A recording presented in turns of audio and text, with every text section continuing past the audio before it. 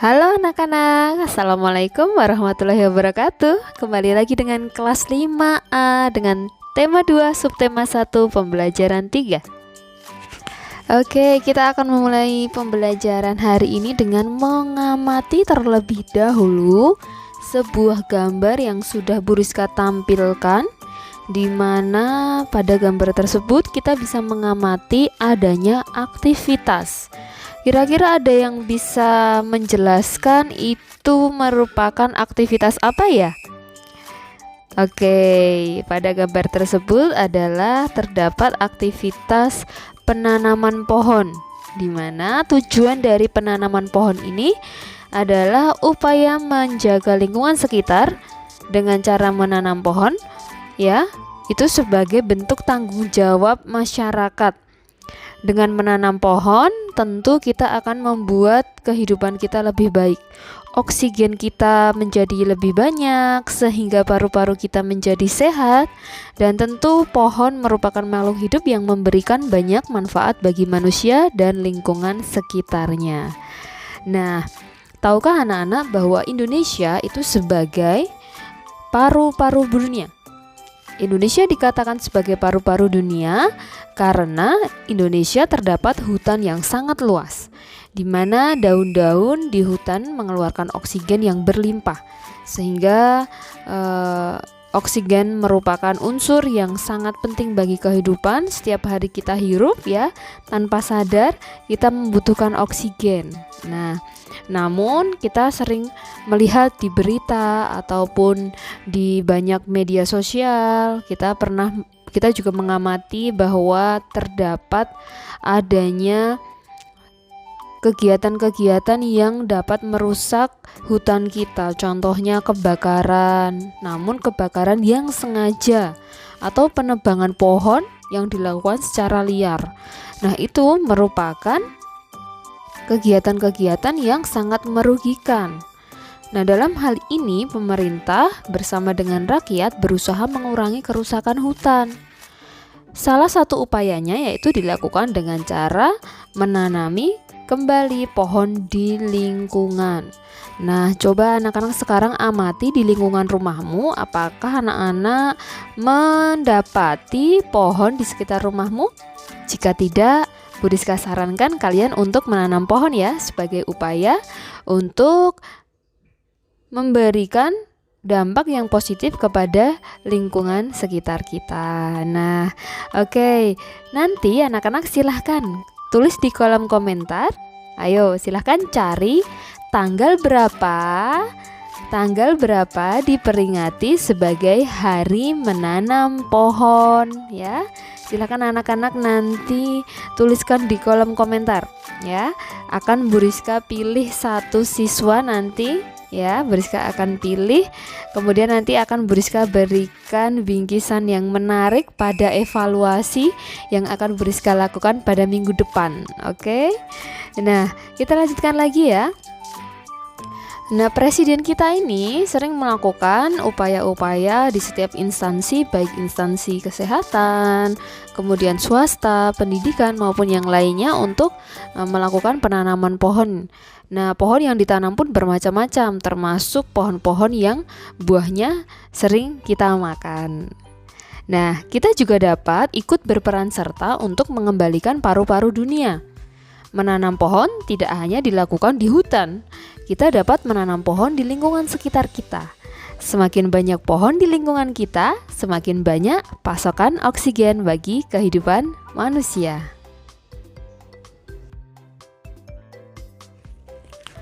Nah, menjaga lingkungan sekitar dengan cara menanam pohon merupakan salah satu bentuk tanggung jawab kita sebagai warga masyarakat.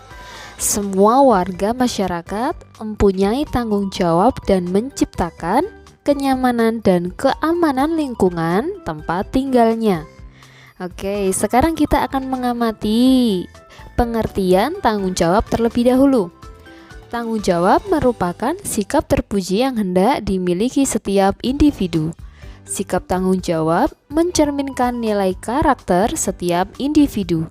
Jadi, karakter seseorang tercermin dalam sikap tanggung jawabnya, baik terhadap diri sendiri orang lain, masyarakat, maupun bangsa dan negara.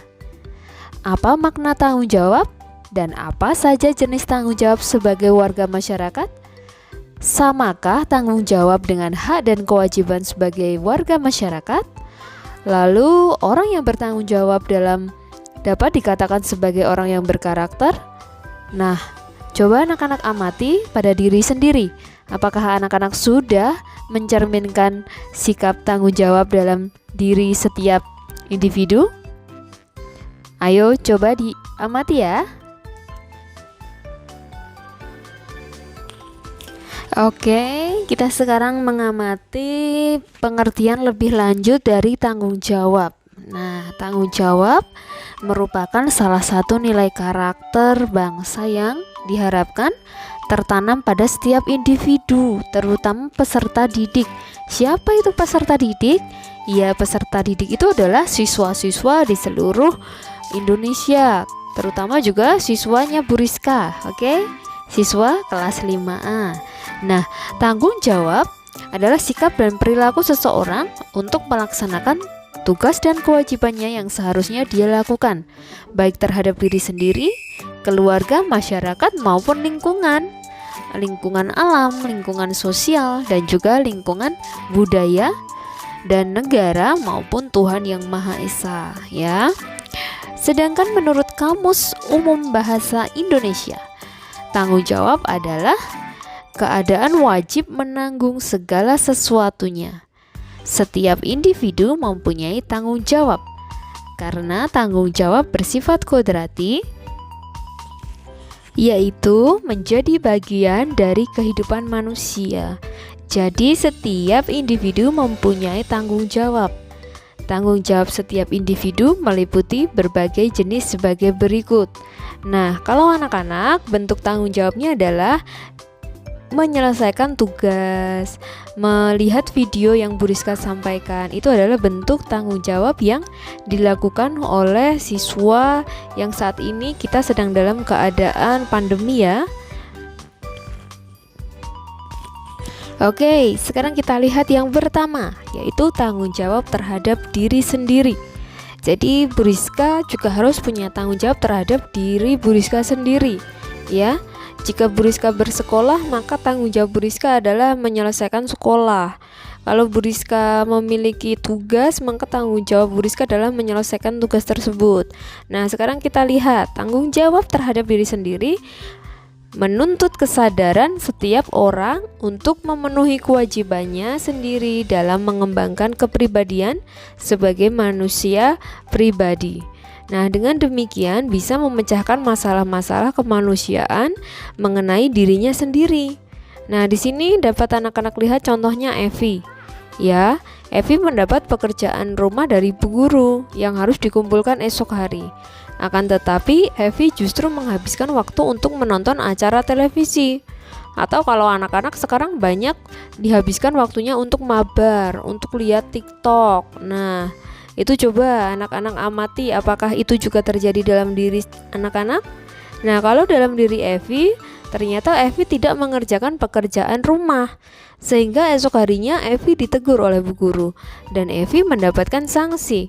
Dalam peristiwa ini, Evi harus bertanggung jawab atas dirinya sendiri akibat tidak mengerjakan pekerjaan rumah dari Bu Guru. Maka Evi disebut siswa yang tidak tanggung jawab. Tanggung jawab yang kedua adalah tanggung jawab terhadap keluarga. Tanggung jawab terhadap keluarga menjadi tanggung jawab seluruh anggota keluarga, baik ayah, ibu maupun anak dalam keluarga tersebut. Jadi, tanggung jawab keluarga tidak bisa dibebankan oleh hanya satu orang saja, misalnya ayah saja, ibu saja, apalagi anaknya saja. Jadi perlu dilakukan kerjasama supaya tanggung jawab tersebut dapat diselesaikan secara bersama-sama. Nah, dalam sebuah keluarga, tanggung jawab anggota keluarga menyangkut upaya menjaga nama baik keluarga, meningkatkan kesejahteraan keluarga, dan menjaga keselamatan keluarga. Contohnya, seorang ayah yang bekerja keras untuk menafkahi anggota keluarganya dan demi memenuhi kebutuhan pendidikan anaknya. Ayah tersebut telah melaksanakan tanggung jawabnya sebagai kepala keluarga. Jika kamu sebagai seorang anak bersikap disiplin dan sungguh-sungguh dalam belajar, berarti kamu melaksanakan tanggung jawab terhadap keluarga. Coba anak-anak sekarang amati. Ayahmu sudah bekerja keras, ibumu juga bekerja keras. Apa yang sudah anak-anak lakukan? Apakah anak-anak sudah melaksanakan tanggung jawabmu sebagai anak? Tanggung jawabmu sebagai anak dengan tugas belajar. Sudahkah anak-anak menyelesaikan tugas? Jika ayah dan ibu sudah bekerja memenuhi tanggung jawabnya dan anak-anak ternyata tidak memenuhi tanggung jawabnya sebagai anak, maka anak-anak belum menerapkan tanggung jawab terhadap keluarga. Anak-anak tidak memperdulikan bagaimana menjaga bersama-sama, menjaga nama baik, menjaga agar keluarga lebih baik. Begitu ya. Nah, tadi anak-anak sudah belajar tanggung jawab. Yang pertama adalah tanggung jawab terhadap diri sendiri. Yang kedua, tanggung jawab terhadap keluarga. Nah, yang ketiga ini adalah tanggung jawab terhadap masyarakat.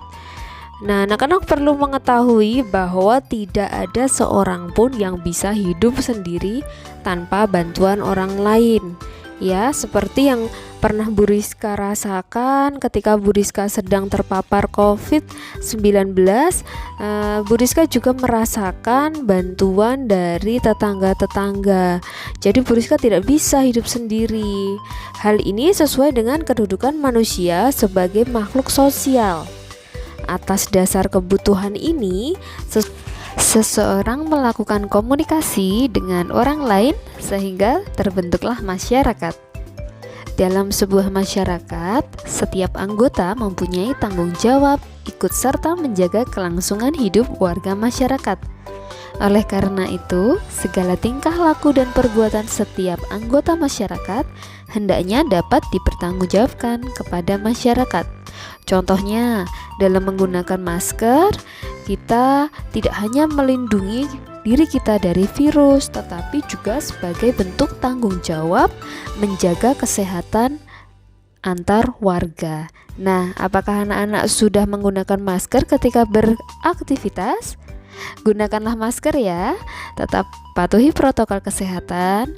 Semoga anak-anak selalu sehat dan dapat mengikuti pembelajaran Bu Rizka dengan baik. Tanggung jawab yang keempat adalah tanggung jawab terhadap bangsa dan negara. Nah, kita sebagai warga yang tinggal di negara Indonesia, tentu kita juga memiliki tanggung jawab sebagai warga negara Indonesia. Nah, setiap orang yang tinggal dan menetap dalam sebuah negara akan terikat oleh aturan-aturan hukum dalam sebuah negara. Oleh karena itu, segala pikiran, perbuatan, tindakan, dan tingkah laku manusia harus sesuai dengan norma-norma atau aturan-aturan yang berlaku dalam negara setempat. Individu sebagai warga negara hendaknya dapat mempertanggungjawabkan segala tindakan dan tingkah lakunya kepada bangsa dan negara.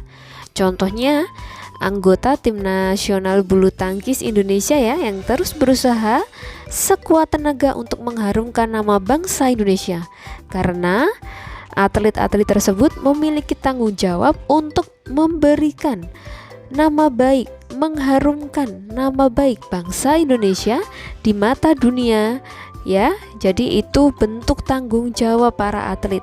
Nah, kira-kira bagaimana cara anak-anak bisa membanggakan bangsa Indonesia ini? Apakah anak-anak pernah berpikir ya, bagaimana ya aku bisa membanggakan bangsa Indonesia ini dengan sikap dan tanggung jawabku? Nah, tanggung jawab yang kelima adalah tanggung jawab terhadap Tuhan. Tuhan telah menciptakan manusia sebagai makhluk yang paling sempurna, mempunyai akal dan pikiran. Oleh karena itu, Tuhan menurunkan ajaran berupa perintah dan larangan bagi makhluknya, khususnya bagi manusia.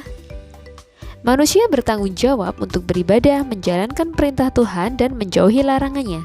Jadi, contoh tanggung jawab manusia terhadap Tuhan yang Maha Esa adalah antara lain beribadah sesuai ajaran agama yang dianut. Jika kamu seorang muslim, maka kewajibanmu adalah sholat dan beribadah dengan cara yang lainnya, misalnya bersedekah sesuai dengan ajaran Islam. Sedangkan teman-teman dan anak-anakku yang beragama Katolik, Kristen, silahkan beribadah ke gereja, ikuti kebaktian, ikuti misa ya, kemudian saling berkumpul dengan saudara-saudara di gereja dan di perkumpulan di masyarakat. Dan anak-anakku yang beragama Hindu, Konghucu, dan juga Buddha, silahkan anak-anak untuk melakukan ibadah di peribadatan masing-masing dan sesuai ajaran agamanya masing-masing. Kita sebagai warga Indonesia dengan berbagai ajaran agama yang diakui oleh Indonesia wajib bertanggung jawab untuk menjaga kerukunan, ketentraman, dan kenyamanan setiap warga negara dalam beribadah. Oke, terima kasih anak-anak sudah mengikuti pembelajaran Beriska hari ini. Sampai jumpa ke pembelajaran keempat. Assalamualaikum warahmatullahi wabarakatuh.